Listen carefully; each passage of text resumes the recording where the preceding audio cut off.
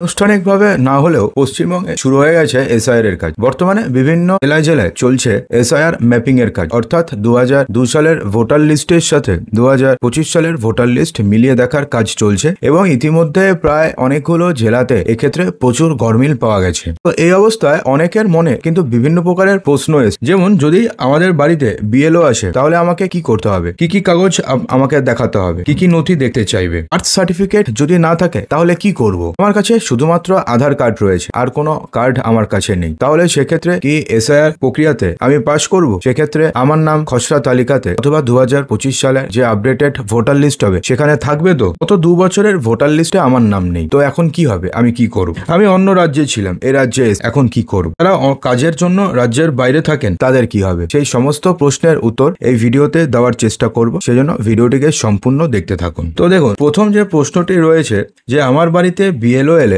সেক্ষেত্রে আমাকে কি করতে হবে, অর্থাৎ সেক্ষেত্রে আমার কি করণীয় রয়েছে। এই প্রশ্নটি খুবই স্বাভাবিক। বলা যেতে পারে যে রাজ্যে এসআইআর হলে জনসাধারণের তরফে নেওয়া প্রথম পদক্ষেপ হবে হচ্ছে এটাই, অর্থাৎ প্রয়োজনীয় নথি দেখানোর হবে কাজ এবং ফিল আপ করতে এনুমারেশন ফর্ম, অর্থাৎ এনুমারেশন ফর্ম আপনাদের বাড়িতে বিএলও নিয়ে আসবে। সেখানে তাদের চাওয়া 11টি নথির মধ্যে যে কোনো একটি অথবা দুটি বিএলওদের কাছে আপনাকে জমা দিতে হবে, অর্থাৎ আপনাকে এনুমারেশন ফর্ম আপনাদের বাড়িতে নিয়ে আসবে বিএলও। তো সেক্ষেত্রে আপনাদের 11টি নথির মধ্যে আপনাকে যে কোনো একটি নথি অথবা দুটি নথি, সেক্ষেত্রে আপনাদের কত বছরের জন্ম সেই জন্মের সনের উপর নির্ভর করে আপনাকে কতগুলো নথি দিতে হবে সেটা নির্ভর করবে। তো এই অবস্থায় দাঁড়িয়ে যদি আপনাদের 2002 সালের ভোটার লিস্টের নাম থাকে তাহলে সেক্ষেত্রে আপনাকে কোনো ডকুমেন্টস দিতে হবে না। তাহলে আপনি কি করবেন? আপনি শুধুমাত্র যেই পেজে আপনাদের নাম রয়েছে সেই পেজটাকে ডাউনলোড করবেন, ডাউনলোড করে সেটাকে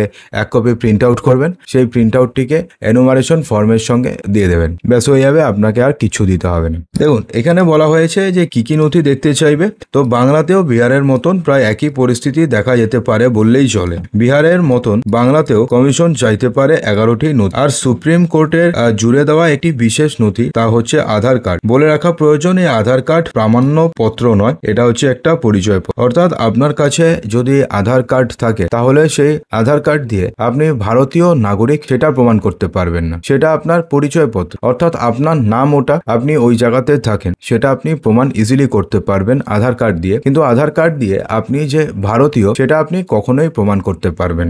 দ্বিতীয় প্রশ্ন, যদি বার্থ সার্টিফিকেট না থাকে তাহলে কি করব? উত্তর হচ্ছে জন্ম শংসাপত্র এই এসআইআর পর্বের সবচেয়ে চর্চিত একটি বিষয়। যে প্রসঙ্গ শোনা গিয়েছিল যে মুখ্যমন্ত্রীর মুখেও, কারোর যদি জন্ম শংসাপত্র না থাকে সেক্ষেত্রে বিশেষ অসুবিধার কিছুই নেই, অর্থাৎ আপনাদের যে জন্ম সার্টিফিকেট থাকতেই হবে তেমনটা কোনো ব্যাপার নেই, অর্থাৎ আপনাদের জন্ম সার্টিফিকেট না থাকলে কোনো অসুবিধা নেই। বাকি যে 11টি ডকুমেন্টসের কথা বলা হয়েছে সেই 11টি ডকুমেন্টসের মধ্যে যে কোনো একটি অথবা যে কোনো দুটি দেখালেই হবে। তৃতীয় প্রশ্ন, যে আমার কাছে শুধুমাত্র আধার কার্ড আছে, আমি কি এসআইআর এ পাস করব? তো উত্তর হচ্ছে একদমই নয়, কারণ প্রথম থেকে আধার কার্ডকে প্রামাণ্য পত্র হিসেবে মান্যতা দিতে রাজি হয়নি কমিশন, যে সুপ্রিম কোর্ট হোক বা তাদের প্রকাশিত কোনো গাইডলাইনই হোক। অর্থাৎ সুপ্রিম কোর্টও নির্বাচন কমিশনকে কখনোই বলেনি যে আধার কার্ডকে প্রামাণ্য নথি হিসাবে নিতে হবে। সুপ্রিম কোর্ট শুধুমাত্র বলেছে যে আধার কার্ড হচ্ছে একটি পরিচয়পত্র এবং নির্বাচন কমিশন সেটাই মেনে নিয়েছে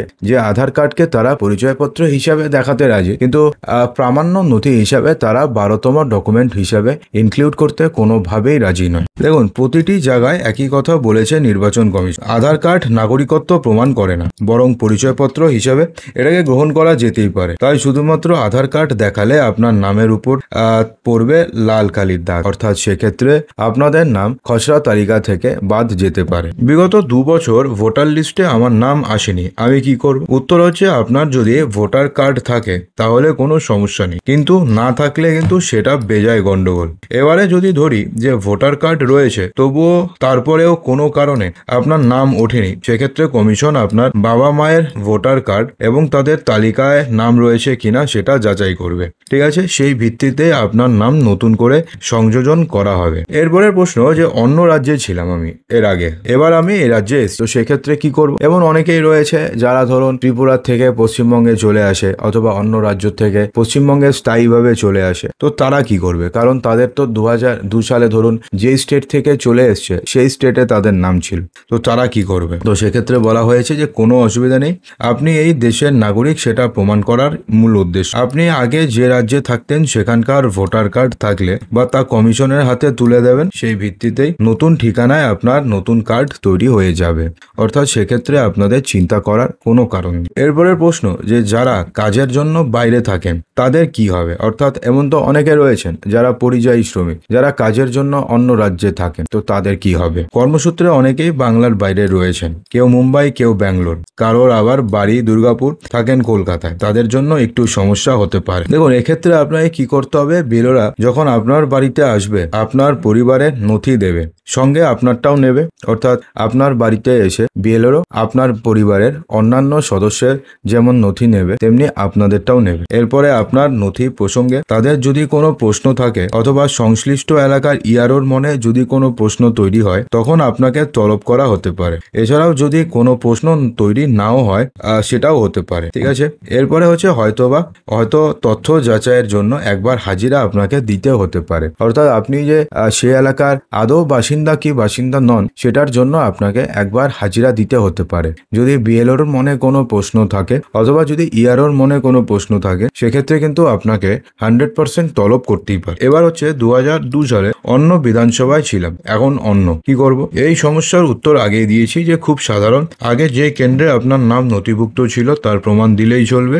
এবার ধরুন যে আপনার এই নতুন ঠিকানাতেও ভোটার কার্ড রয়েছে, আবার পুরনো ঠিকানাতেও ভোটার কার্ড রয়েছে, সেক্ষেত্রে আপনার পুরানো ঠিকানায় নথিভুক্ত থাকার নাম বাদ দেবে কমিশন। অর্থাৎ ধরুন আপনি আগে যেখানে ছিলেন সেইখানেও আপনার নাম রয়েছে, এবার আপনি যেখানে এসেছেন সেখানেও আপনার নাম রয়েছে। একজন ভোটারের তো দুটো বিধানসভা কেন্দ্রে অথবা দুটো জায়গা তো নাম থাকতে পারে না, যে কোনো একটি জায়গার নাম তো তার কাটা যাবে। তো সেক্ষেত্রে বলা হয়েছে যে আপনি প্রথমে যেখানে থাকতেন তো সেখানের নাম কাটা যাবে, এবার আপনি পার্মানেন্টলি যেখানে চলে এসেছেন সেখানে অর্থাৎ সেই বিধানসভা কেন্দ্রে অথবা সেই বুথে আপনার নাম উঠে যাবে। তো বন্ধুরা, আশা করব যে ভিডিওটিতে আপনাদের সমস্ত কিছুই সঠিকভাবে বোঝাতে পেরেছি। যদি ভিডিওটি ভালো লেগে থাকে তো লাইক করবেন, শেয়ার করবেন এবং চ্যানেলটিকে সাবস্ক্রাইব অবশ্যই করবেন।